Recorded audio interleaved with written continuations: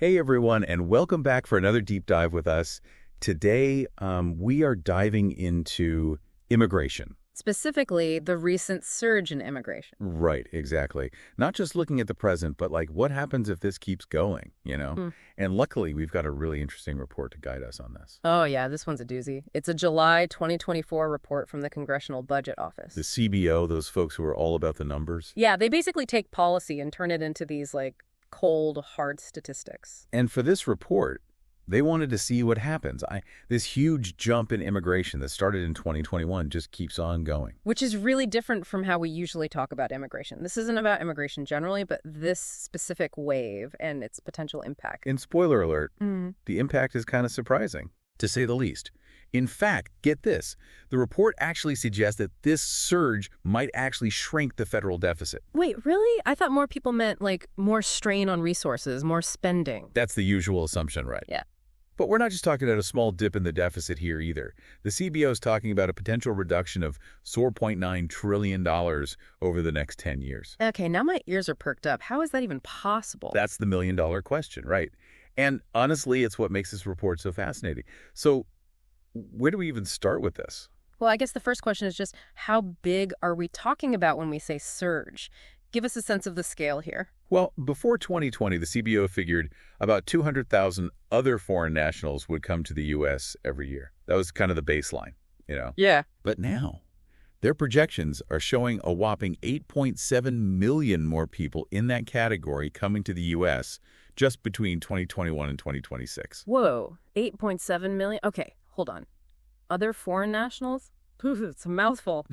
Who are we actually talking about here? It's a pretty broad term, honestly. Right. Basically, we're talking about folks who aren't U.S. citizens or green card holders. They're also not here on those typical temporary visas like student visas or work visas. So does that mean people who are maybe here without the proper paperwork or overstaying visas, that kind of thing? Exactly. And the reason the CBO is focusing on this group is because they're the ones driving this massive increase, this surge. And to be clear, they're not just looking at people who are here right now. Right. Right. They're factoring in the future, too. Like, they even include the U.S.-born children of these immigrants in their calculations, which paints an even more dramatic picture. How so? What happens when you add those kids into the equation? Well, by 2034, the CBO estimates there could be 10 million more people in the U.S. than they originally thought.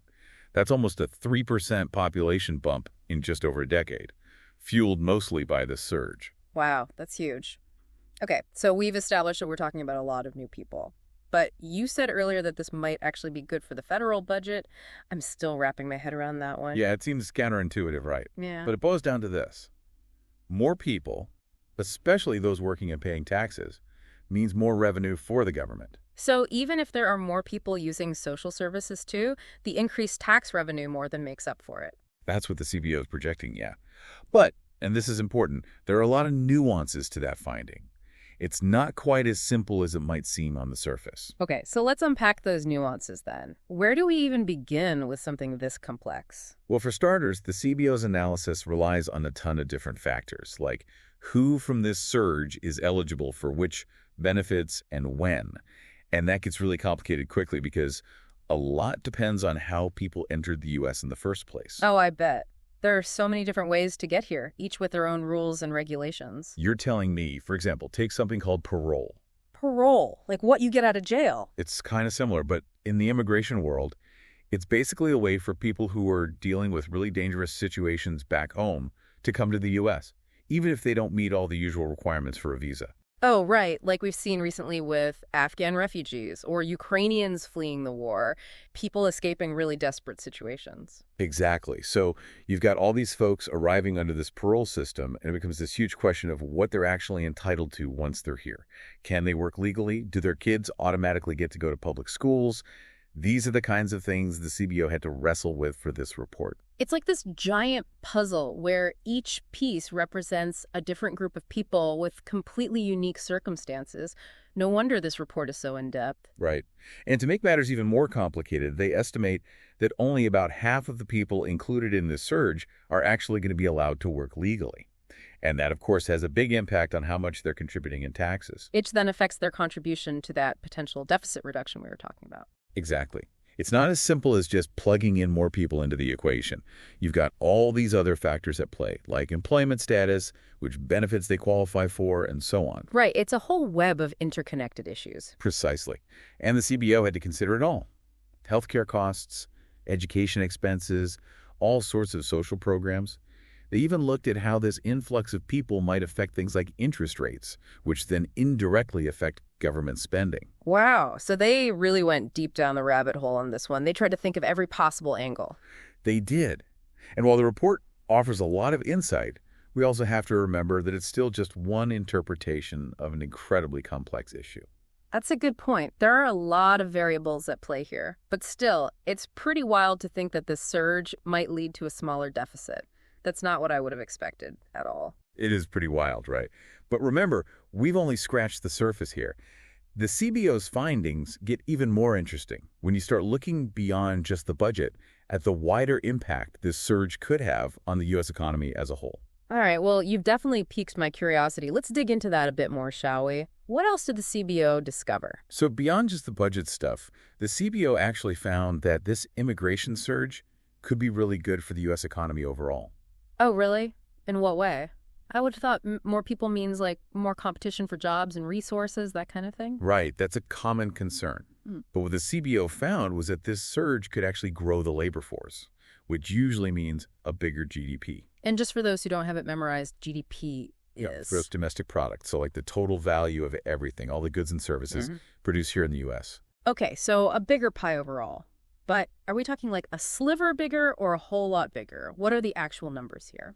By the year 2034, they're projecting this surge could mean a $1.3 trillion increase in GDP. That's a 3.2% jump. Wow. Okay, those are some pretty significant numbers. Yeah. But does that mean that everyone benefits equally? Like, what about the impact on wages? That's a big one a lot of people are worried about. For sure, it's a huge piece of the puzzle, and the CBO report definitely doesn't shy away from looking at the potential downsides, too.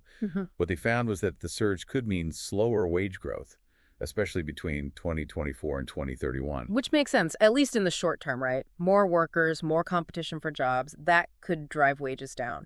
But is that true across the board, or are some groups going to be more affected than others? Yeah, it's not so cut and dry. The CBO report actually suggests that the way wages are impacted really depends on a worker's skill set. Interesting. So, like, what are we talking about? A tale of two economies, almost? Kind of, yeah. For people with less education, or those in jobs where there's already a lot of workers, the competition from the surge could definitely mean slower wage growth, for a while at least. Okay, so not great for everyone then. But I'm guessing there's another side to this story since you brought it up. Exactly. Yeah. Because on the flip side, while the surge might mean some people's wages don't grow as fast, it could actually end up benefiting Americans who are more educated. Wait, really? How does that work? Well, think about it. As the number of people looking for less skilled jobs increases from the surge, businesses are also going to need more skilled workers, right? Like to manage those folks, to train them, to work alongside them. So it's like this ripple effect. The surge creates a need for all different types of workers, and those in high demand, their value goes up. Exactly. And this isn't just like managers or whatever. The CBO highlights how this surge, especially with immigrants coming in with STEM skills, science, tech, engineering, math, all that, could mean a huge boost for innovation and productivity. Which ultimately benefits everyone, right? More innovation, usually that means new products, new industries, even new jobs down the line. Exactly. And the CBO actually found that the biggest impact from these STEM workers on productivity tends to happen 5 to 15 years after they arrive. We're talking long-term gains, not just a quick bump. Exactly. Yeah. Although it is worth saying that even though the report has all this insightful stuff, there are still a lot of variables they couldn't account for. Oh, right, because like we've been saying, it's not like immigration is this simple thing with a clear equation, right? Yeah, it's way more like trying to predict the weather than anything else. Like one of the big unknowns is how the government's actually going to respond to this surge over the next few years. And like, will there be new policies? Will enforcement change? That kind of thing. Exactly. And that could obviously have a big impact on the CBO's projections. And then there's also the fact that we don't actually know for sure how long this surge is going to last. Will it keep going at this pace or will it start to slow down? No one really knows. Right. And we can't forget about like the human element either. The CBO's projections are based on certain assumptions about the skills and demographics of the people who are arriving.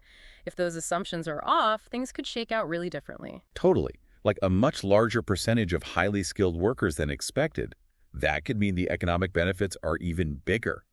But if the demographics are different from what they're anticipating, that could lead to a whole different set of challenges and opportunities, too. It really is this complex equation, and it seems like this report, as insightful as it is really focused on what's happening at the federal level, which, I mean, obviously makes sense given who wrote it, but as we know, immigration doesn't just affect Washington, D.C., right? You're hitting on a really important point. What happens on the ground in our cities and towns often looks very different from what's happening in those big government buildings. Right. So how does this immigration surge, with all its complexities and potential ripple effects, how does that trickle down to the state and local level? That's what I want to know. Yeah, the local impact is huge EE. Like you said, what happens in our communities is often way different than what's going on in D.C., right? Absolutely. And while the feds might actually come out ahead with this surge, budget-wise at least, it's usually state and local governments that really feel the effects first. It's like there's no such thing as a free lunch, right? Somebody's got to pay the bill. In this case, that could be our state and local taxpayers. But how does that actually play out, practically speaking? Well, think about it. Your state and local governments, they're the ones on the front lines when it comes to actually providing services, right? Building those schools, running the healthcare systems. And a big influx of people, no matter their legal status, that can put a real strain on resources. That's true. More kids means you need more desks in classrooms, more families need access to healthcare, that kind of thing. Those costs add up quick. Exactly. And the CBO report, as thorough as it tries to be on that national level, it can't really capture all of those local nuances, Right, because what works in one state might not work somewhere else, depending on their budget, their demographics, even their political climate. All of that plays a role. Big time. It's like trying to understand the entire forest by just looking at one kind of tree. You miss the bigger picture. Totally. It's a good reminder that immigration, it's a national issue for sure, but it plays out in very different ways all across the country. And that's why the CBO report, as helpful as it is as a starting point, is really just that, a starting point. Right. It's not like the be-all, end-all on this. It gives us some data, it challenges our assumptions, but it also brings up even more questions that we need to keep exploring. It really does. I mean, we've covered a lot today. The possible financial gains, the impact on the economy, how this could be good for some workers, but maybe not so great for others. And then, of course, that local impact that we just talked about. It's a lot hole to wrap our heads around. It really is. This is one of those issues that doesn't have easy answers or simple solutions. Yeah. Which I know can be frustrating, but that's just the reality of it. Absolutely. So for our listeners maybe feeling a little overwhelmed right now, what would you say is the biggest takeaway? What should they be thinking about as they mull this over? I'd say the most important thing is to stay curious and stay informed. And don't be afraid to question what you think you know about all of this. This CBO report, it's a really useful tool for understanding this surge, but it's not the final word. Definitely not. And speaking of not taking our word for it, you can always dive into that full report yourself. It's super interesting. We'll be sure to link it in the show notes, see what you make of it all. I always find it helpful to compare my takeaways with what other folks are thinking, too. Oh, for sure. And that's what we're here for, too. We want to hear from you. Yeah. What are your thoughts on all of this? Share your thoughts, your questions. Tell us your personal experiences. Hit us up on our social media channels. Let's keep this conversation going. The more perspectives, the better. Exactly. All right. Until next time, keep those brains buzzing, everyone, and we'll catch you on the flip side of the next deep dive.